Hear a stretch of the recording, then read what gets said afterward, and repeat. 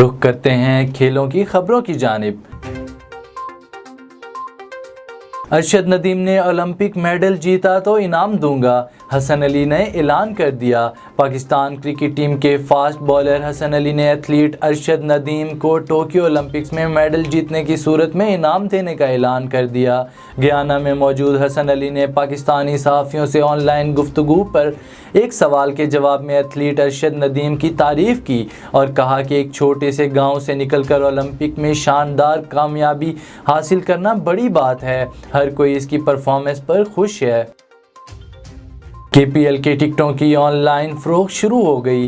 KPL की इंतज़ामिया के मुताबिक 2000, 1500, 750 और 2500 के टिकट्स फ़रोख्त के लिए पेश किए गए हैं, जबकि एक शनाख्ती कार्ड पर ज़्यादा से ज़्यादा 6 टिकट्स ख़रीदे जा सकते हैं।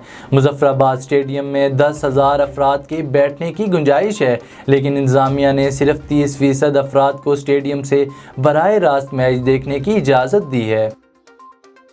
और टोक्यो ओलंपिक्स का 12वां रोज़ चीनी एथलीट्स के लिए मायूस कुन रहा। एक भी गोल्ड मेडल जीतने में कामयाब ना हो सके, लेकिन इसके बावजूद टेबल पर 32 गोल्ड मेडल्स के साथ इनकी पहली पोजीशन बरकरार है। 25 गोल्ड मेडल्स के साथ दूसरे नंबर पर मौजूद अमेरिका भी सिर्फ एक सोने का तमगा जीत सका। ये सोने का तमगा इसने वीमेन 400 मीटर हर्डल्स में हासिल किया।